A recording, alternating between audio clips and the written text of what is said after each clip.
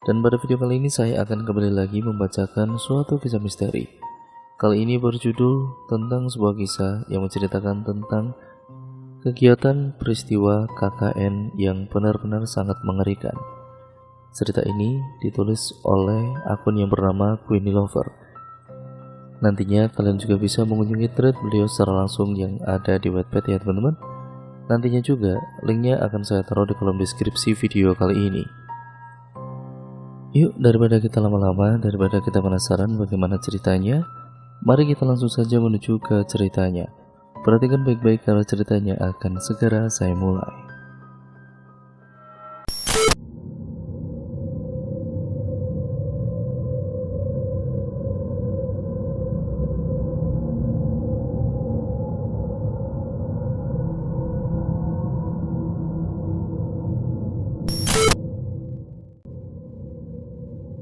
Tidak terasa aku sudah menuju tahap akhir perkuliahanku.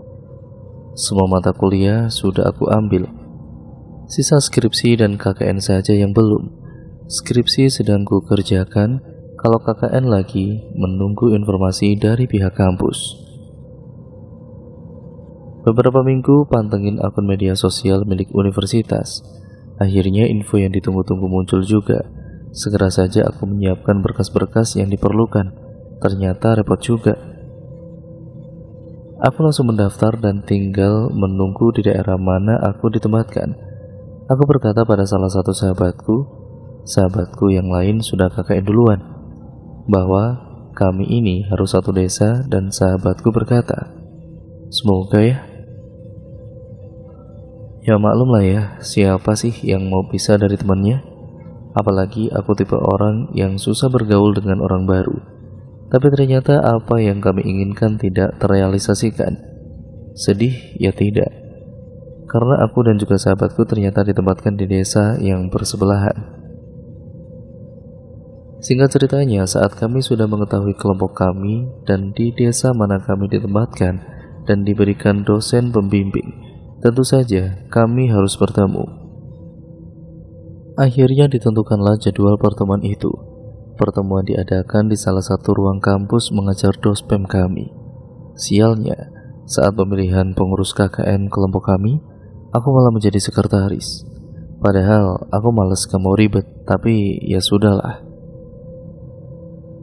Karena aku sekretaris, otomatis yang menghubungi kepala desa adalah aku.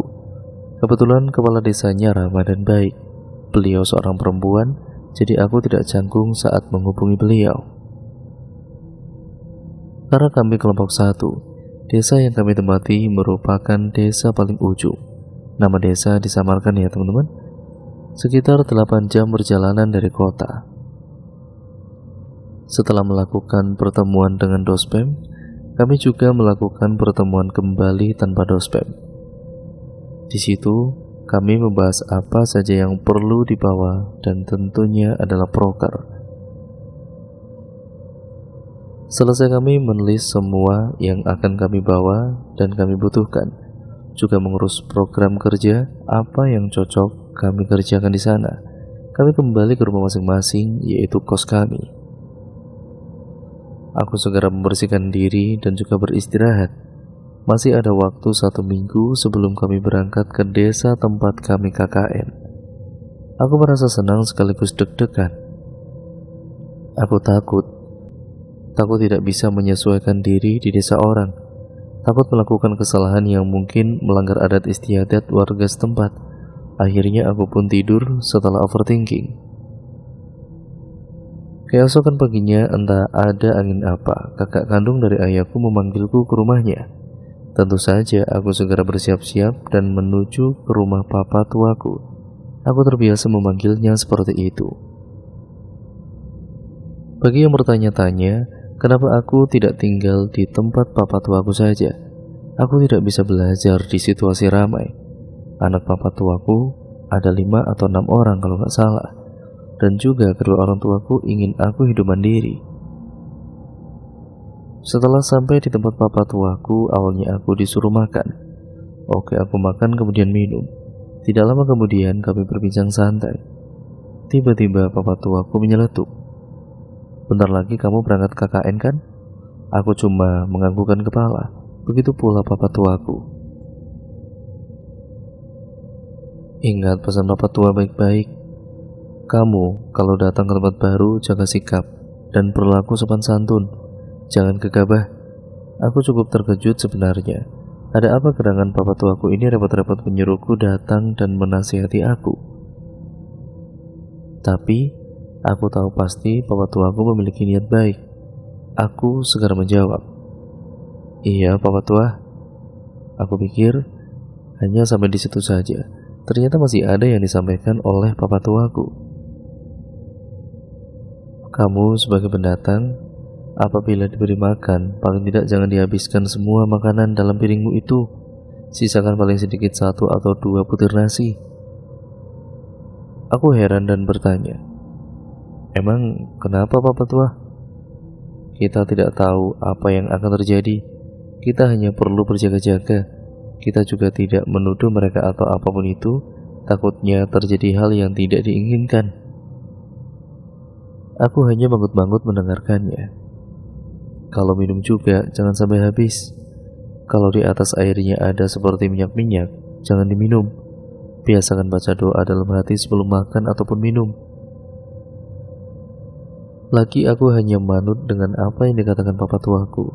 Setelah itu kami hanya berbincang-bincang santai. Setelah aku rasa cukup, aku izin pulang dan segera pergi kemudian beristirahat. Tidak terasa hari berganti dengan cepat. Sisa 1 hari lagi kami akan berangkat KKN. Aku sudah menyiapkan keperluanku untuk di sana. Kami KKN selama 2 bulan. Menurutku itu cukup lama. Kemudian ponselku bergetar menandakan ada telepon masuk. Ah iya, ternyata orang tuaku menelepon. Segera saja aku angkat. "Halo, Pak." "Halo, Nak. Kamu di mana?" "Di kos saja, Pak. Ada apa?" "Oh, Papa kira kamu lagi di tempat Papa tua." "Enggak, Pak. Kemarin-kemarin kan aku udah ke sana. Masa ke sana terus?" "Iya, besok kamu berangkat ya, Nak?" "Iya, Pak. Mohon doanya ya, Pak, biar aku sampai di sana dengan selamat dan bisa menjalankan tugas KKN dengan baik." "Iya, Nak. Mama sama Papa pasti mendoakanmu." "Makasih, Pak." Kami terus teleponan dan ternyata papaku juga menasihatiku sama dengan nasihat papa tua. Tapi ada satu nasihat yang membuatku sedikit merinding. "Nak." "Iya, Pak. Kenapa?" "Pesan Papa, kalau ada yang nanya, kamu bawa sanggukah? Jawab aja enggak, Pak, Bu, Dek, atau Kak. Saya enggak bawa apa-apa." Aku tentu keheranan. "Emang kenapa, Pak?" "Sangguk dalam artian ini bukan bawa bekal atau apapun itu, tapi ilmu." "Ilmu? Maksud Papa kayak pelindung gitu? Yang kayak di TV?" "Ya, kurang lebih gitu." Kalau kita jawab iya bawa sangu, apa yang terjadi, Pak? Kamu akan diganggu, akan dikirimin ilmu untuk mencobai kamu. Aku benar-benar kaget, mengerikan sekali ternyata. "Iya, Pak. Terima kasih atas pesan dan juga nasihatnya." "Sama-sama, Nak." Akhirnya telepon pun berakhir. Masih terngiang-ngiang di benakku nasihat dan pesan dari orang tuaku juga papa tuaku. Aku segera beristirahat agar maksimal dalam perjalanan besok. Hari ini, hari yang kami tunggu-tunggu. Aku segera bersiap-siap menunggu jemputan. Kebetulan aku dan juga sahabatku berangkat bersama. Kami berangkat menggunakan mobil milik keluarganya. Aku dan juga teman kelompokku berpisah berangkatnya. Menunggu sekitar 15 menit datanglah sahabatku, yaitu yang menyetir keluarganya, lupa, entah abangnya atau siapa. Kami bertegur sapa sebentar dan aku segera memasukkan barang-barangku ke dalam mobil. Kami singgah sebentar ke Indomaret untuk beli snack dan juga minuman. Tentu saja, 8 jam bukan perjalanan yang sebentar. Dalam perjalanan kami bercandaria bersenda gurau, kami lakukan agar perjalanan tidak membosankan. Pantat seperti mati rasa, akhirnya kami memutuskan untuk beristirahat sejenak. Tidak terasa kami hampir tiba di tujuan. Rasa gugup dan juga tegang menjalari tubuhku. Sahabatku tahu, dia segera menggenggam tanganku dan mengatakan semua akan baik-baik saja. Kepala desa sempat menelepon dan bertanya aku ada di mana. Kukatakan bahwa aku hampir sampai. Desa ini memiliki jalan yang panjang dikelilingi pohon-pohon besar di sekitarnya. Kalau siang atau sore masih oke lah. Kalau malam, aku belum bisa membayangkannya. Aku segera turun di depan balai desa. Kedatanganku disambut hangat oleh ibu kades dan aparat desa lainnya. Ternyata, aku orang pertama yang sampai di desa, menyusul teman-temanku dan dospemku. Sahabatku sudah pergi menuju desanya sendiri. Disinilah cerita dimulai. Hari pertama kami di desa baik-baik saja. Kami melihat-lihat tempat yang cocok untuk jadi posko KKN kami dan juga untuk kami tinggali. Pilihan posko KKN jatuh di balai desa sekaligus tempat tinggal teman laki-laki kami, sedangkan kami memilih tinggal di Polindes. Hari-hari berlalu, tidak ada keanehan, hingga tiba di malam itu. Seperti malam-malam biasa, kami makan bersama di Polindes. Memang sudah ditetapkan kalau masak dan makan di tempat tinggal kami di Polindes. Tempat tinggal kami dipisah agar tidak terjadi hal-hal yang tidak diinginkan. Lebih baik mencegah, kata Bu Kades. Malam itu, kami makan dan selesai makan, ada jadwal untuk mencuci piring dan bersih-bersih setelah makan. Aku heran saat melihat salah satu teman KKN kami, yaitu Kating atau kakak tingkat, sedang mengambil beras dan kunyit diletakkan di wadah atau mangkok. Awalnya tidak kuhiraukan. Teman perempuanku, Sia, mendatangi aku dan berkata, "Kak, coba lihat si Bang Suma, ngapainlah dia kayak gitu?" Aku pun menoleh dan menjawab, "Kayak gitu gimana?"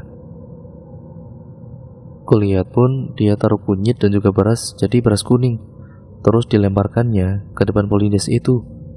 Aku terheran-heran, buat apa Kak Suma melakukannya? "Ah, masa sih?" "Beneran Kak, cobalah kakak lihat." Aku pun segera pergi ke depan Polindes. Ternyata benar apa yang dikatakan Sia. Aku dapat melihat beras kuning itu sudah berserakan. Aku pun langsung mencari Kak Zuma dan bertanya kepadanya, "Kak, buat apa beras kuning itu kakak lempar di teras?" Aku melihat dirinya cukup terkejut dengan pertanyaanku. "Kenapa kamu bertanya?" Diriku mengernyit. "Loh, memangnya salah kalau aku bertanya, Kak?" "Ya enggak sih, tapi cuma kamu yang berani bertanya seperti itu ke aku." Aku cuma menggeleng pelan. Kakak belum menjawab pertanyaanku. "Enggak apa-apa, abaikan saja." Kak Suma berlalu begitu saja meninggalkan diriku yang melihatnya pergi menuju balai desa. Bukannya aku tidak tahu, tapi aku harus memastikan dulu alasannya itu. Pada akhirnya aku masuk ke Polindes dan segera beristirahat. Pagi hari pun tiba. Setelah doa pagi, aku pun keluar untuk melihat pemandangan. Adem sekali, sejuk dan nyaman sekali. Itu yang kurasakan saat melangkahkan kaki keluar Polindes. Udara yang tidak bercampur polusi. Tidak sengaja aku melihat salah satu warga yang lewat. Seorang ibu-ibu. Tentu saja aku langsung tersenyum dan menyapa. "Pagi Bu, mau kemana?" Ibu itu menoleh dan membelah senyumanku. "Pagi juga. Hari ini ada pasar pagi di sebelah Polindes kalian. Nah, ibu mau belanja sayur mayur dan juga lauk pauk."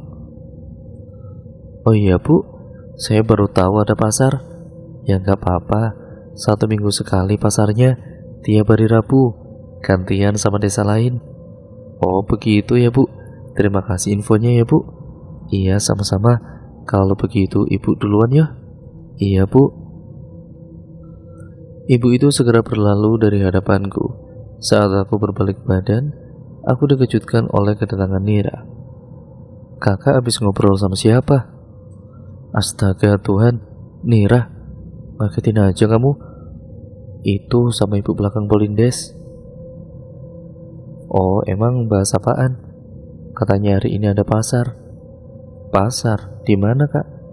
"Tuh sebelah Polindes." Nira segera menolehkan kepalanya. "Wih, ayo kita bangunin yang lain Kak." "Buat apa?" "Ya kita ke pasar. beli sayur sama lauk buat hari ini sama besok. Oke deh. Aku dan juga Nira pun kemudian segera membangunkan yang lain dan kemudian berbelanja. Kemudian kami bergegas masak. Tidak lupa setelah itu mandi. Selama seminggu kami menjelajah desa untuk mencari lokasi yang pas untuk melaksanakan proker kami. Tidak ada hal-hal aneh ataupun sesuatu yang merugikan kami hingga hari itu tiba. Kami sangat excited untuk melihat sawah. Jarang-jarang kan kami di kota melihat hamparan sawah seperti ini. Kami memutuskan pada pukul 3 sore bergerak menuju sawah berjalan kaki. Kami pikir jarak dari Polindes ke sawah itu dekat, ternyata itu hanya khayalan kami saja. Jujur, aku sudah kelelahan padahal baru separuh jalan. Teman-teman yang lain juga merasakan hal yang sama. Tahu begini tadi naik motor saja. Jalanan berbatu dan sedikit becek cukup menghambat perjalanan kami sore ini. Entah mengapa rombongan terpecah menjadi 3. Lala, Saski, dan Nira berada paling depan. Lalu aku, Wati, Sia, Tina, Kak Radit, dan Theo berada di tengah. Sisanya di belakang. Kiki, Kak Suma, Tony, Victor, Dana, dan Brian. Aku menoleh ke belakang, memastikan bahwa temanku yang lain tidak tertinggal. Anehnya, aku tidak melihat temanku yang lain. Sejenak aku memutuskan untuk menunggu, tetapi Kak Radit mengatakan tidak perlu. Jalan ini hanya satu dan juga lurus doang. Bentar mereka juga muncul, ucap Radit. Aku pun mengiyakan saja, tapi belum sampai 6 langkah, aku menoleh dan terkejut. Temanku yang lain berada hanya sekitar 10 langkah di belakangku. Aku berusaha menetralkan wajahku. Kami pun kemudian mempercepat perjalanan kami. Sekitar 25 menitan kami sampai. Hal itu terbayar dengan hamparan sawah yang indah. Kami pun bersorak gembira dan memulai sesi foto untuk kenang-kenangan, katanya. Tidak terasa hari mulai gelap, kami pun memutuskan untuk pulang. Di perjalanan aku merasakan sesuatu yang mengintai. Aku pun melihat sekeliling. Tidak ada satupun hal yang aneh. Sepertinya Kak Suma mengetahui kegelisahanku. Kenapa, Mbak Vita? Aku hanya menggeleng dan tersenyum. Abaikan saja, dia hanya penasaran. Aku terkejut. Dia, siapa maksud Kak Zuma? Tidak butuh beberapa lama. Aku mengerti, aku memutuskan melanjutkan perjalanan. Sumpah, hari itu benar-benar gelap. Kuliah jam masih menunjukkan pukul 4:30. Apa emang di desa begini ya? Tapi ya sudahlah, aku tidak memikirkan hal lain. Lagi-lagi dan lagi, aku tahu ada yang mengintip kami di balik pohon besar. Aku pun pura-pura tidak melihat. Ku percepat jalanku menuju rombongan Nira. Akhirnya kami sampai di Polindes dan para laki-laki menuju balai desa. Aku mandi duluan ya teman-teman, aku berucap, dan yang lain pun menyetujui. Setelah bersih-bersih, aku bergegas membantu yang lain untuk masak. Sial, kepalaku pusing dan mataku berkunang-kunang. Aku pun menghentikan aktivitas sementara. Kak Vita kenapa? Tanya Saski. Aku hanya mengatakan bahwa kepalaku terasa pusing. Ya udahlah Kak, istirahat saja. Banyak kok yang bakal bantu masak, ucap Nira. Aku pun menuruti perkataan Nira. Segera aku masuk ke kamar dan beristirahat. Bukannya hilang, sakit kepalaku makin bertambah. Aku tahu ada yang tidak beres di sini. Aku mendengar teman laki-lakiku datang untuk setelah disuruh makan. Aku ingin sekali bergabung, tapi tidak sanggup karena pusing yang mendera kepalaku. Aku hanya bisa berbaring dan menutup mata. Saat aku membuka mata, aku terkejut karena wajah Kak Radit yang cukup dekat dan matanya yang menatapku. Aku pun segera bangun. Kenapa Kak? Udah selesai makannya?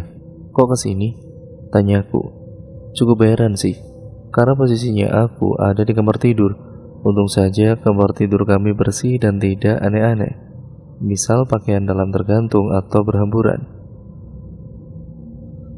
Katanya kamu sakit. Masih sakitnya? Masih kak. Ya udah, ayo makan. Enggak selera kak.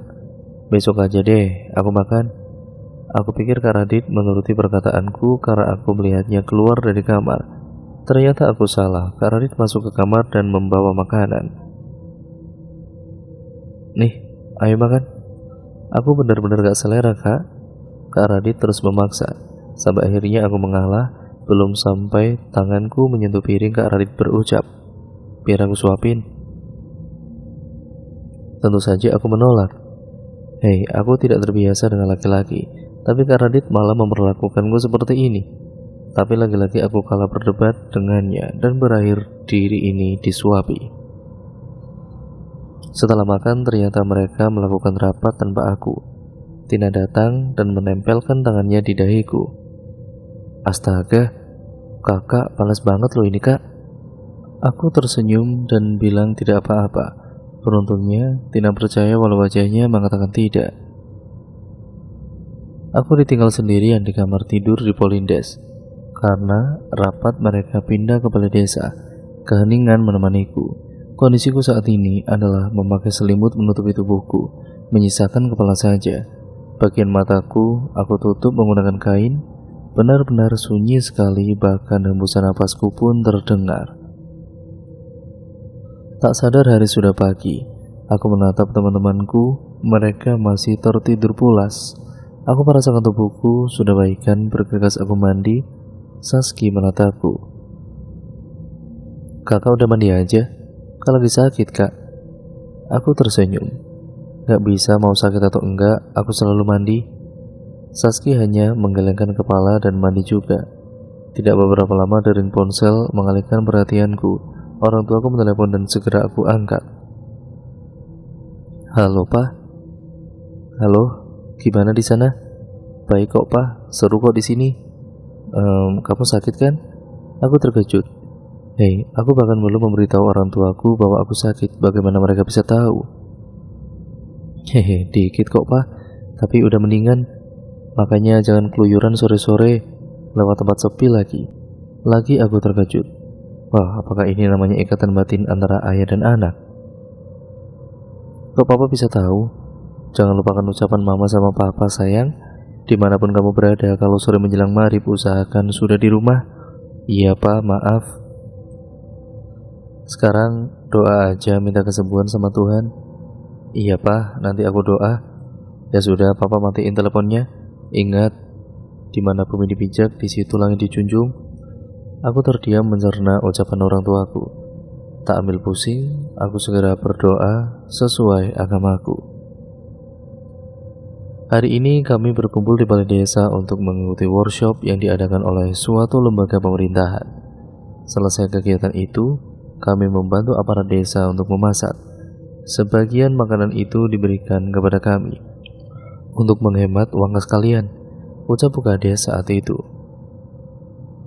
Kami tentu dengan senang hati menerimanya. Kami pun beristirahat. Pukul 2 siang kami melakukan gotong royong di area perkebunan. Setelah itu kembali ke tempat masing-masing membersihkan diri, menyiapkan makan malam dan makan bersama. Giliran aku lagi yang dapat jatah nyuci piring. Di tempat cuci piring disediakan sapu dan gagangnya sudah patah. Digunakan untuk menyapu sisa nasi yang lengket pada tempat cuci piring. Tempatnya itu juga lesehan gitu. Keadaannya saat itu aku benar-benar sendirian di dapur. Keasikan nyuci sampai sisa satu piring yang belum dibilas. Saat asik-asik ngebilas, tiba-tiba sapunya bergerak sendiri. Aku kaget dong, karena emang posisinya sedekat itu sama sapunya. Aku cepat-cepat membilas piring itu, menaruhnya di rak dan berlari ke ruang makan. Saski, Sia, Nira, Wati, dan Tina terkejut melihatku yang berlari. Aku menetralkan detak jantungku. Loh, kakak, kenapa kak? Tanya Sia keheranan. Sapunya gerak sendiri, jawabku. Sapu? Sapu yang mana kak? Tanya Wati. Yang di cucian piring itu tuh, jawabku. Ah, ya bener kak? Tanya Saski. Beneran, coba lihat aja ke belakang, ucapku. Akhirnya kami berenam melihat ke belakang. Sapu tadi masih bergerak tapi pelan banget. Mereka kaget. Saski mencoba mendekat dengan hati-hati dan memegang sapu itu. Dan akhirnya sapu itu berhenti bergerak. Aku pun langsung mendekati Saski dan membolak-balik sapu itu. Tidak ada hewan ataupun sesuatu yang aneh. Mengapa sapu itu bisa bergerak-gerak sendiri? Karena air. Padahal jelas-jelas sapu itu didirikan. Secara tiba-tiba jatuh dan berjungkit-jungkit dengan brutal. Seakan ada yang memainkannya. Kami segera pergi dari dapur dan menenangkan diri. Ceritaku menyebar ke teman-teman yang lain. Jujur aku takut dikira caper, padahal itu memang terjadi. Aku tidak tahu apa yang harus aku lakukan. Bahkan ada beberapa warga desa yang tahu. Mereka malah mengatakan bahwa mungkin mereka ingin bersabaria. Tapi tidak kami risaukan masalah sapu itu. Yang sebenarnya cukup peka dengan hal-hal seperti itu adalah aku, Lala, dan juga Kak Suma. Tetapi kami bertiga tidak pernah mengatakan pada siapapun. Seperti biasa, hari ini kami melaksanakan proker. Prokernya emang gak aku jabarin secara rinci ya teman-teman. Selesai proker, kami segera beristirahat. Waktu menunjukkan pukul 2 siang. Saat aku ingin minum, Lala berkata, "Fit, ntar sorean temenin aku beli air mineral ya. Sisa dikit banget nih punyaku." "Oke deh, aku juga pengen beli nih." Akhirnya kami pun memutuskan untuk pergi pukul 4 sore. Ternyata masih ada yang harus kami kerjakan sehingga pukul setengah 6 kami berangkat ke warung. Butuh sekitar 6 menitan untuk menuju warung menggunakan motor. Jika berjalan kaki mungkin sekitar 20 menit. Jalannya memang lurus, tapi gelap, dikelilingi oleh hutan di kiri dan kanan. Pohonnya besar-besar. Jujur kami berdua takut, tapi ya sudahlah, gaskan aja. Saat melewati depan SD-nya tuh di atas gitu sebelah kanan dari arah kami ke warung. Jalan desanya tuh menanjak gitu loh. Aku menoleh ke kiri sedikit dan boom.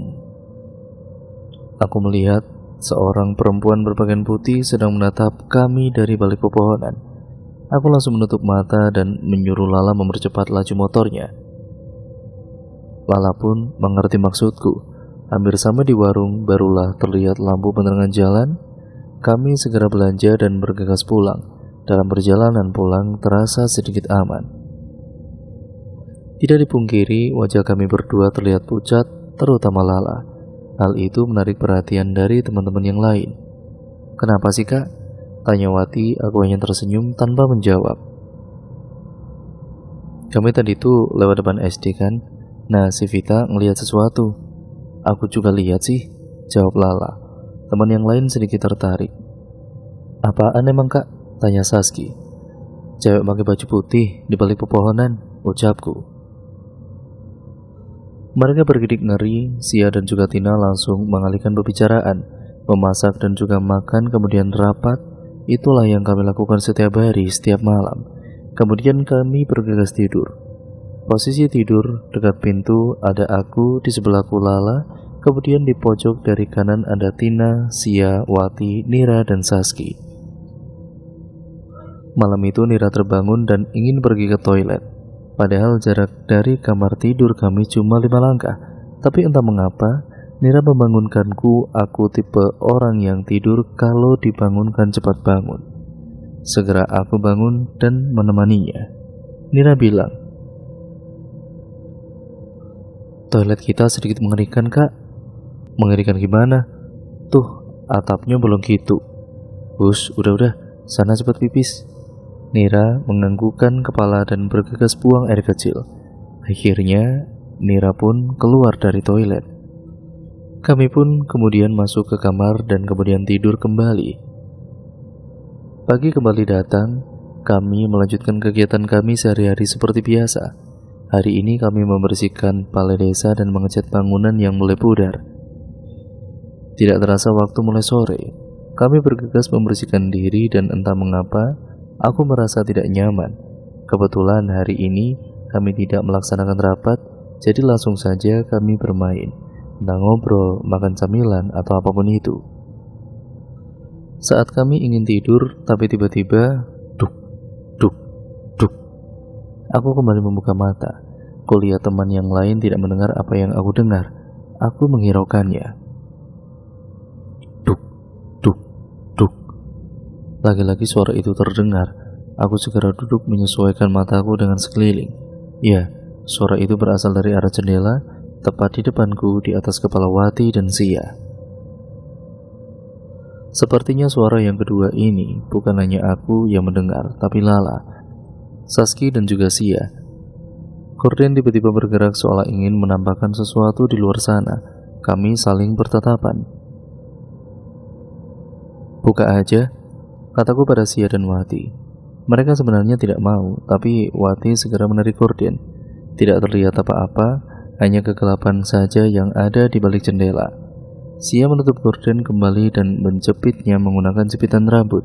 Kami melanjutkan tidur. Keesokan harinya, Lala memutuskan cerita kejadian malam tadi pada anak laki-laki. Kak Zuma bilang mungkin saja ada orang iseng. Tapi hey, ini sekitar pukul 23 atau jam 11 malam. Siapa yang mau iseng jam segitu? Warga desa saja jam malam sudah pada tidur. Tapi ya sudah, kami berusaha positif thinking saja. Kegiatan hari ini kami akan membantu aparat desa mengelola web desa. Sebagian lagi ikut bapak-bapak menuju kandang ayam milik desa dan membersihkannya. Hari ini kebetulan malam minggu, kami berencana akan pergi jalan-jalan ke kota sebelah. Tapi aku memutuskan tidak ikut, karena aku dan juga sahabatku, Risa, ingin ke kota lain. Kiri kota X, kanan kota Y. Teman yang lain mengizinkan. Aku sudah bersiap-siap sedari tadi. Ternyata Kak Zuma tidak ikut jalan bareng yang lain karena sakit gigi dan demam. Sebenarnya kami ragu meninggalkannya sendirian, tapi Kak Zuma mengatakan tidak apa-apa. Berpisahlah kami di persimpangan. Temanku ke arah kiri dan aku ke arah kanan. Di sepanjang perjalanan, aku dan juga Risa bercerita banyak hal. Butuh waktu sekitar 20 menit untuk sampai ke kota Y. Kami kebingungan akan singgah kemana dan berakhir kami mampir ke warung makan. Kamu mau pesan apa? Tanya Risa. Bakso aja deh, soalnya di desa gak ada yang jual bakso. Ucapku. Risa segera memesan pesananku dan dirinya. Selagi menunggu pesanan datang, kami mengobrol. Gimana? Ngeri kan jalan desa KKN kami? Tanyaku. Ngeri banget tahu. Kamu berani banget sih, Fit? Jawab Risa. Ya harus beranilah. Kalau nggak berani, kita nggak bisa keluar gini. Terus kalau air minum habis gimana? Hehe, ucapku. Tadi aku dan juga Risa, setelah menjemput Risa pastinya, aku mengajaknya untuk mengunjungi desa KKN kami, sekaligus aku membawakan obat untuk Kak Zuma. Pesanan kami datang, terjadilah obrolan kami. Baksonya lumayan enak. Setelah makan, kami memutuskan untuk pulang. Gila, jalanannya sepi banget. Jarak antara rumah warga yang juga cukup jauh, jalanan yang sedikit kecil dan curam serta gelap, memacu adrenalin kami. Di dekat bundaran banyak sekali pemuda-pemuda. Aku memutuskan untuk ngebut. Takut kami dikejar. Waspada, tidak apa-apa kan? Aku singgah di posko KKN Risa. Teman sekelompoknya baik-baik semua. Mereka menerima kedatanganku dengan senang hati. Karena aku kebelet pipis, aku meminta Risa untuk menunjukkan letak toiletnya. Risa menemaniku.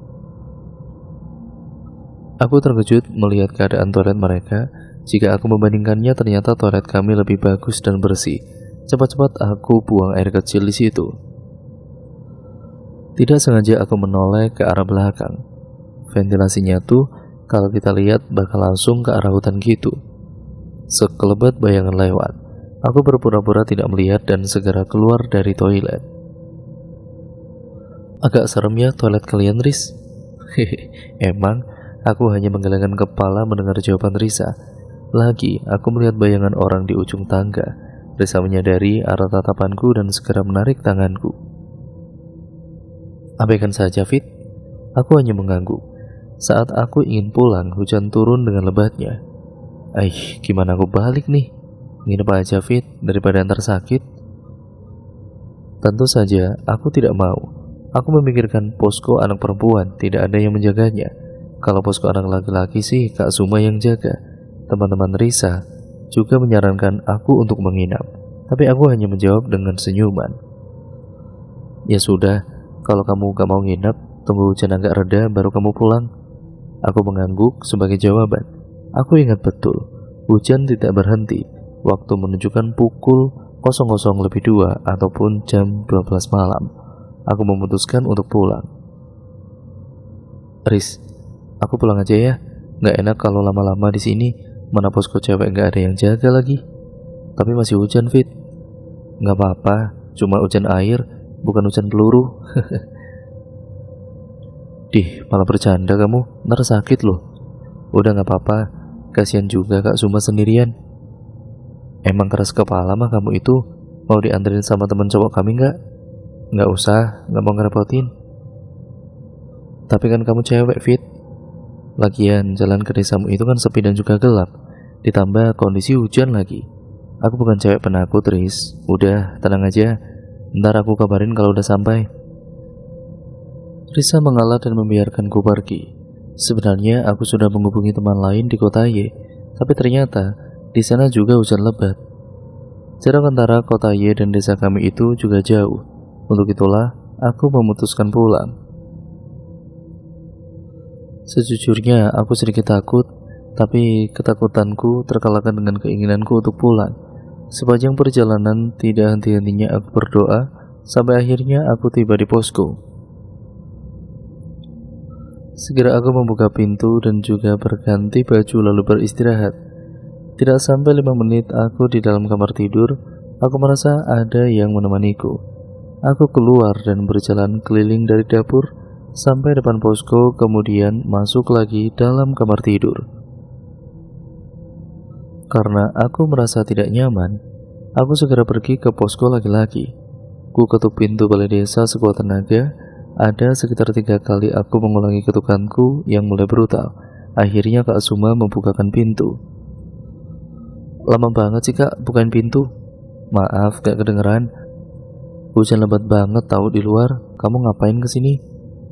Adeh, aku takut Kak sendirian di Polindes. Tadi mau tidur malah kayak ada yang nemenin. Oh ya udah, kamu di sini saja. Yang lain belum balik. Belum, kejebak hujan. Tunggu aja mereka di sini. Sekitar pukul 3 pagi baru teman-teman datang. Basah kuyup dari ujung rambut sampai ujung kaki. Sia menjemputku dan pergi ke Polindes. Hari-hari kembali seperti biasa. Kami sudah menyelesaikan sebagian proker utama kami. Sisa 2 proker lagi yang belum kami kerjakan. Untungnya, proker yang belum kami kerjakan cukup mudah saja. Hari itu di pertengahan bulan kami di desa. Ada kejadian yang cukup mendebarkan. Malam ini, entah mengapa ada yang berbeda dengan Lala. Selesai mandi dan juga makan, dirinya merenung di pojokan kamar. Saski dan juga Nira berusaha mengajak ngobrol Lala. Sia dan juga Tina sedang mengerjakan tugas kuliah mereka, sedangkan aku dan Wati sedang berbincang di warung makan. Tiba-tiba Saski berlari ke arahku dan Wati. Kak Lala, Kak. Kenapa sama Lala? Buruan ke kamar, Kak. Aku, Wati, Saski bergegas ke kamar. Kulihat Lala menangis, entah mengapa tangisannya terasa sedih sekali. Nira, Sia dan juga Tina berusaha menenangkan Lala. Aku pun mendekat dan menggoda mereka untuk sedikit menjauh. Mereka mengikuti kodeku. Lala kenapa? Lala tidak menjawab. Dirinya mengangkat kepala dan menatapku, dan mata itu bukan seperti Lala yang biasanya. Mata itu menyiratkan luka yang amat dalam. Kenapa, La? Mau cerita? Tanyaku sembari mengelus rambutnya. Lala berhenti menangis. Dia berdiri dan beranjak pergi. Aku mengikutinya, ternyata dirinya duduk di kursi dan terus menatap ke arah luar. Di seberang Polindes kami terdapat puskesmas pembantu. Puskesmas itu memiliki suasana menyeramkan. Kondisinya yang sedikit kumuh walau sudah kami bersihkan dan juga aura seram selalu menguar. Puskesmas itu juga hanya memiliki satu lampu untuk meneranginya. Lala hanya menatap bangunan itu tanpa berkedip. Wati berusaha mengalihkan perhatian Lala dan ya, cukup berhasil. Lala menatap Wati dan kemudian mengucapkan bahasa yang tidak kami mengerti. Tapi sepertinya dia ingin mengatakan, "Temanku ada di sana." Jujur aja, aku segera menutup mata Lala dan berbisik pelan di telinganya, "Jangan ganggu teman kami." Keadaan Lala berangsur pulih. Dirinya kaget mengapa bisa duduk di kursi. Karena seingatnya dia sedang rebahan di kamar, kami menjelaskan padanya apa yang terjadi.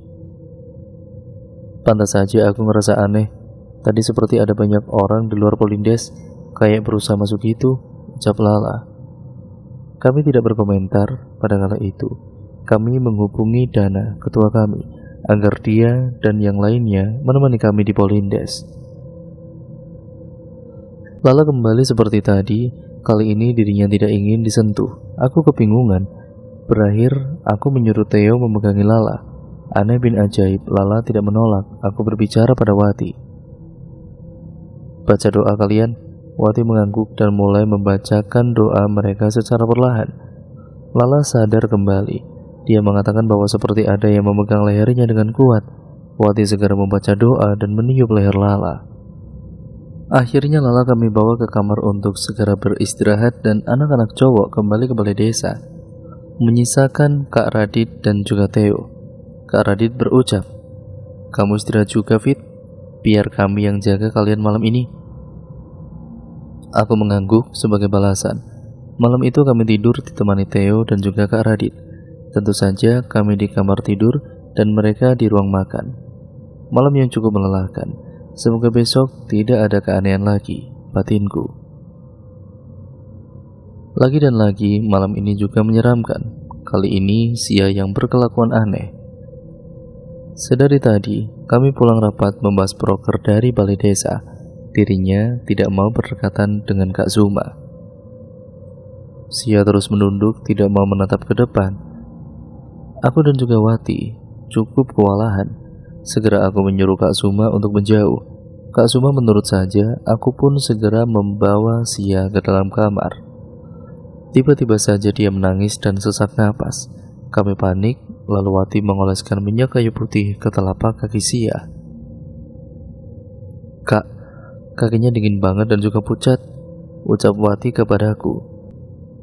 Aku mengalihkan pandanganku. Benar kata Wati, kaki Sia memucat dan terasa sangat dingin. Aku menyuruh Tina untuk mengondisikan Sia sedemikian rupa.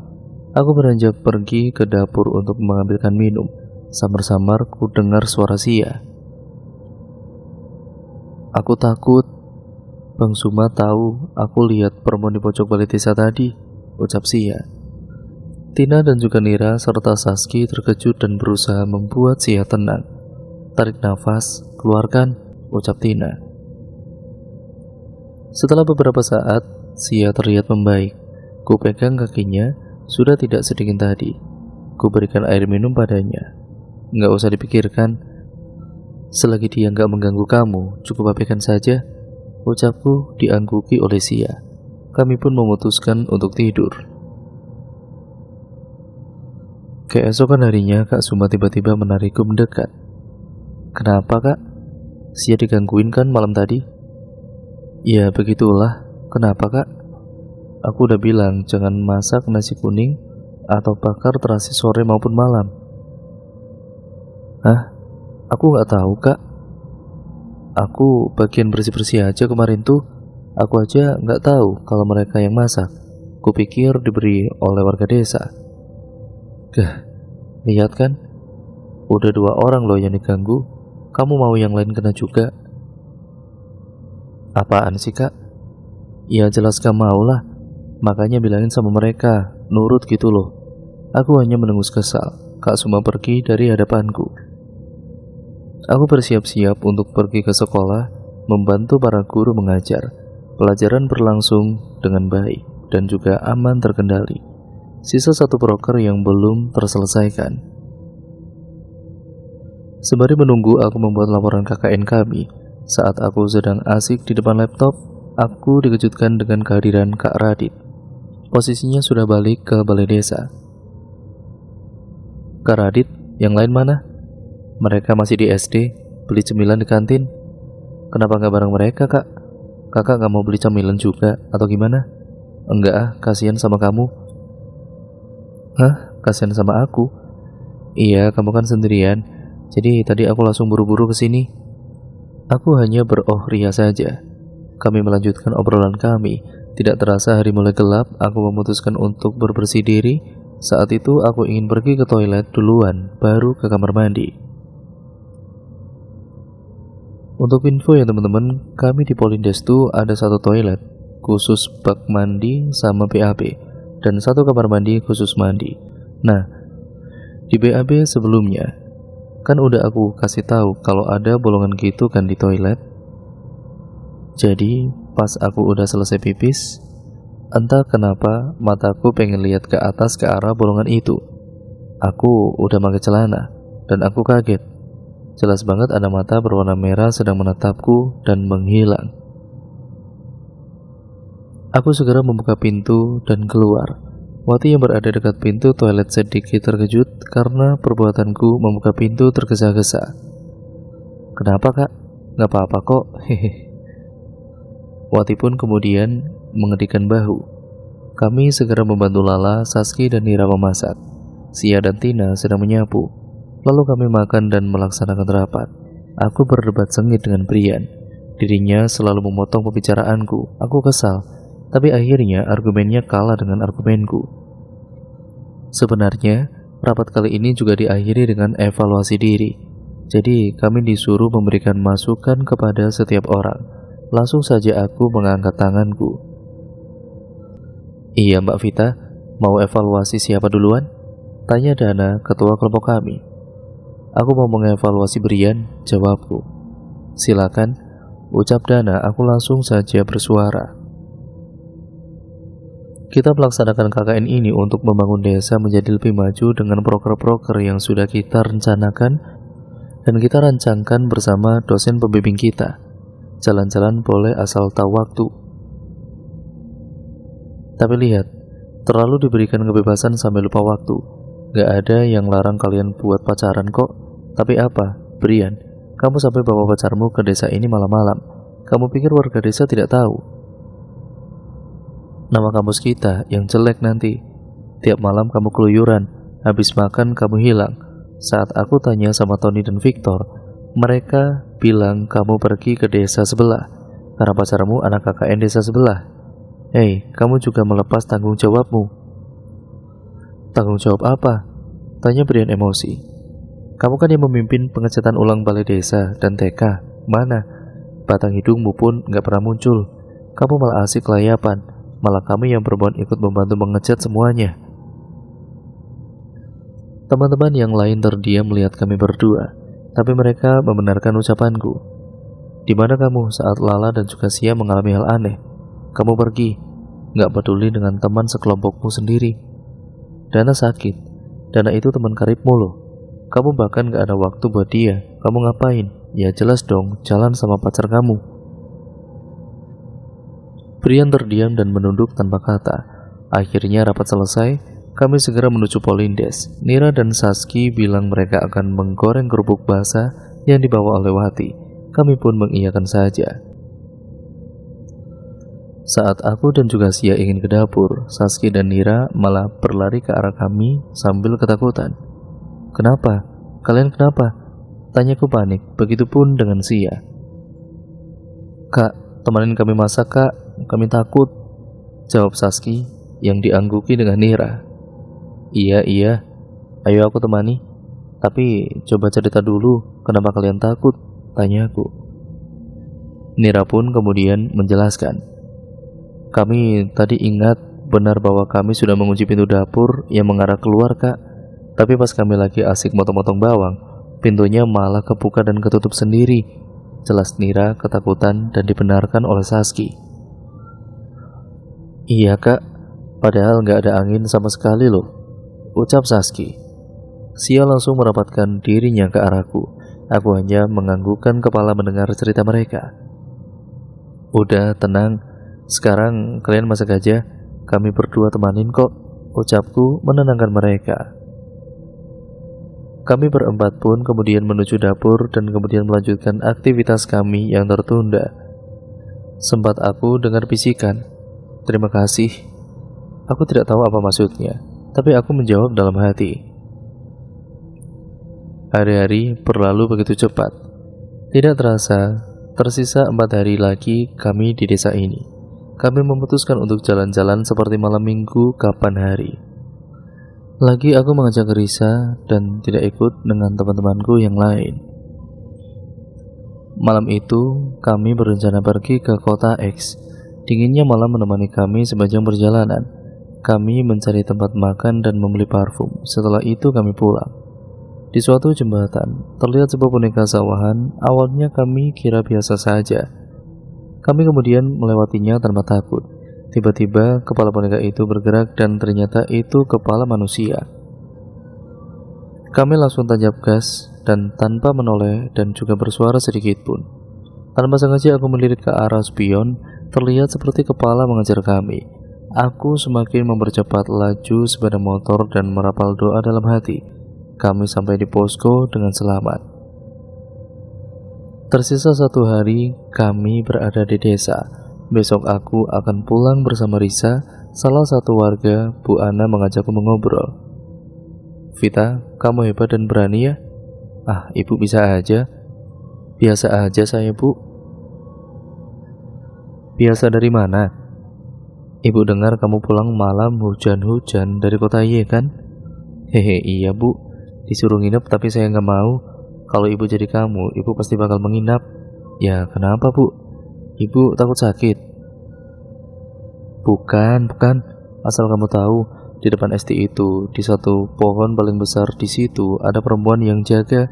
Dia sering ganggu warga kalau tengah malam lewat situ." Aku kaget dong. Untung besok aku sudah pulang, pikirku. "Yang bener, Bu?"